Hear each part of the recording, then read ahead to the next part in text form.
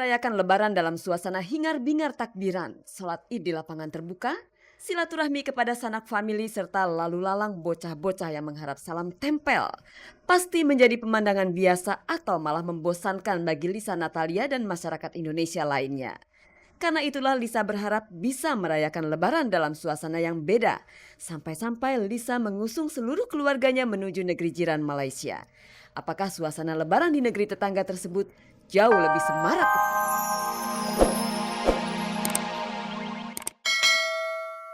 Nanti akan mendamaikan. Ya, kita nggak bisa minta ke individu yang lagi nggak cocok istilahnya prinsipnya sama kita ya. Kita harus minta ke atas buat ya prinsip-prinsip itu mungkin bisa ketemu di tengah.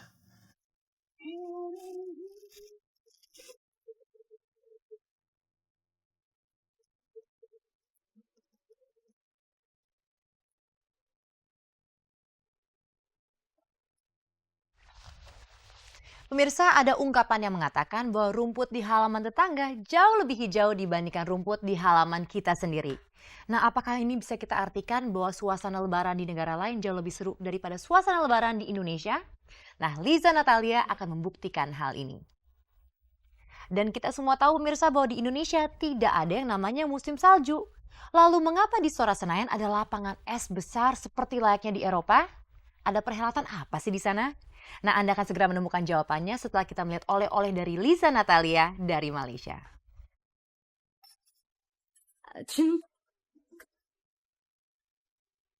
Menyambut dan merayakan Lebaran dalam suasana hingar-bingar takbiran, sholat Id di lapangan terbuka, silaturahmi kepada sanak famili serta lalu lalang bocah-bocah yang mengharap salam tempel. Pasti menjadi pemandangan biasa atau malah membosankan bagi Lisa Natalia dan masyarakat Indonesia lainnya. Karena itulah Lisa berharap bisa merayakan Lebaran dalam suasana yang beda. Sampai-sampai Lisa mengusung seluruh keluarganya menuju negeri jiran Malaysia.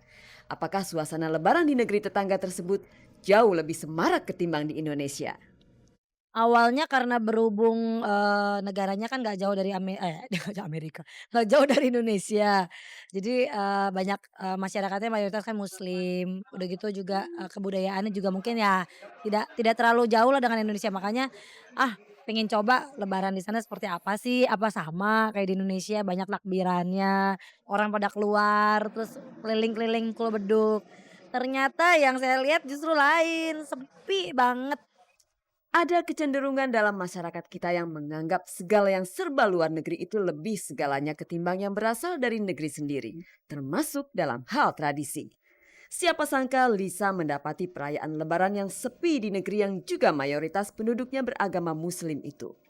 Apa ya, lebih resep di sini deh, lebih lebih enak di Jakarta beneran. Jadi mungkin ya kalau kalau kayak saya kan udah tiap tahun ya, rutinitas, setiap harinya kalau tiap tahun tuh pasti luarannya di Jakarta gitu. Terus ngelihat suasana takbir yang di mana-mana orang pada keluar pukul beduk, kan ngangenin gitu loh. Jadi ngerasa, "Aduh, gue pengen buru-buru takbiran deh," karena suasananya kan lain. Di sana ternyata takbirannya kok nggak ada, adanya cuma di TV sama di masjid-masjid. Pengalaman berlebaran di negeri orang ternyata kurang berkesan bagi Lisa Natalia. Masih adakah keinginan Lisa untuk terus mencari suasana Lebaran yang lebih semarak sekaligus lebih meresap di hati ketimbang perayaan Lebaran di negerinya sendiri? Kalau ke Mekah iya kali ya, tapi kalau untuk ke negara lain kayaknya enggak deh. Kayaknya apa ya, nggak tergugah untuk, udah tahu di Malaysia kan paling apa sih negara Islam selain Malaysia yang deket-deket ya paling Malaysia doang kan. Yang lain Brunei paling, Brunei lebih sepi lagi kan. Terus ya paling ke Mekah, paling bener tuh kalau misalnya mau lebaran dirasain, husunya apa, sholat segala macam ya ke Mekah.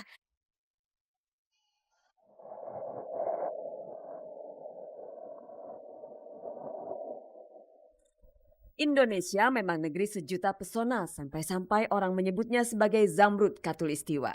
Meski begitu bukan berarti negeri lain tak menyimpan pesona. Lihat saja, sebagai negeri tropis Indonesia tak mengenal musim salju berikut olahraga yang menggunakan sarana es. Nah, mulai tanggal 11 November 2005, Holiday on Ice akan mempertontonkan kebolehannya di Istora Senayan, Jakarta. Tak tanggung-tanggung Istora Senayan disulap menjadi lapangan es dengan menghabiskan 30 ton es. Rombongan yang pernah melakukan pertunjukan 14 tahun silam di Jakarta ini diundang oleh sebuah event organizer yang dikelola oleh Eno Sigit. Sebenarnya untuk acara kita ngundang maksudnya dari luar itu baru pertama kali ya aku ya. Baru pertama kali, tapi kalau untuk acara lokal sih kita ngadain acara gitu udah beberapa kali gitu loh. Karena memang kita mau fokusin ke family show. Terus udah gitu kebetulan memang Holiday on Ice kan lagi tour Asia, jadi kita ambil. Keberhasilan Eno mendatangkan Holiday on Ice tentu mengundang decak kagum, mengingat beberapa negara memberikan travel warning bagi warganya yang ingin berkunjung ke Indonesia. Sayangnya hanya warga Jakarta yang bisa menyaksikan aksi mereka di atas es. Enggak cukup di Jakarta aja karena untuk peralatannya, untuk bawa peralatannya itu kan susah ya. Jadi dan makan waktu lama gitu. Jadi cukup di satu tempat aja.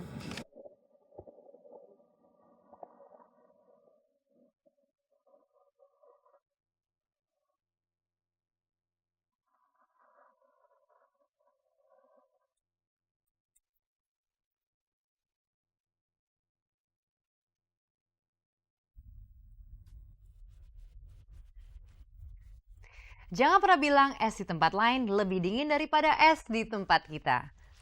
Pemirsa, hari ini adalah tanggal 10 November. Coba Anda tebak hari ini adalah hari apa? Hari ini adalah Hari Pahlawan. Mungkin ada beberapa di antara kita yang lupa. Karena memang harus diakui, beberapa di antara kita memang sering melupakan jasa para pahlawan. Dan banyak juga dari kita yang beranggapan bahwa pahlawan itu hanya pada saat era kemerdekaan saja. Nah, pemirsa, ada juga yang beranggapan bahwa pahlawan itu tidak bisa dicetak pada era sekarang ini. Nah, kita akan bertukar pikiran dengan Deddy Mizwar dan juga dengan David Halik karena mereka sama-sama pernah berperan sebagai seorang pahlawan dalam sebuah film layar lebar. Pemirsa, inilah dia liputannya.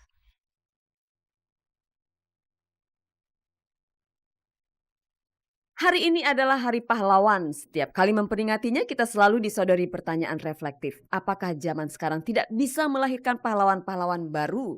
Sekaliber Bung Hatta misalnya. Pertanyaan ini juga muncul dalam benak David Halik. Apalagi David pernah mendapatkan kehormatan untuk memerankan tokoh bapak bangsa itu. Tak hanya kemiripan wajah yang membuat David mengagumi Bung Hatta. Uniknya David meneladani Bung Hatta justru setelah berperan sebagai Bung Hatta. Sifat kesederhanaan dan kejujuran Bung Hatta itu yang mesti kita contoh gitu ya. Mungkin ini salah satu saya bilang saat ini kita nggak perlu berjuang pakai bambu atau pakai bedil ya gitu untuk berjuang melawan penjajah Belanda. Tapi sekarang seenggak-enggaknya kalau kita mau berjuang, kita nomor satu adalah jadi orang yang jujur dulu buat diri kita sendiri. Contohnya Bung Hatta pada saat dia mendapat trip ke luar negeri, itu dapat uang perjalanan dari negara. Setelah dia pulang, uang itu banyak bersisa. Terus ditulis sama dia dikembalikan kepada negara. Bung Hatta itu adalah seorang yang mungkin cuma bisa disebut satu di antara jutaan orang yang susah banget yang bisa kita temuin lagi gitu. Susah untuk bisa kita temuin lagi karena dia seseorang yang di mata sebagai seorang negarawan yang baik, politikus yang baik, ekonom yang baik. Keteladanan ternyata tak melulu berasal dari sosok nyata. Anda tentu ingat dengan sosok fiktif Naga Bonar yang pernah melambungkan nama Deddy Mizwar. Film Naga Bonar adalah sebuah film yang mengambil setting perjuangan kemerdekaan Indonesia, namun dikemas secara komedi. Namun jangan salah, Naga Bonar juga syarat dengan nilai kepahlawanan. Bujang, kau sudah kularang bertempur. Tapi kau bilang kau mau bertempur. Ku bilang jangan bertempur, tapi kau bertempur juga. Itulah, sekarang matilah kau. Kubur.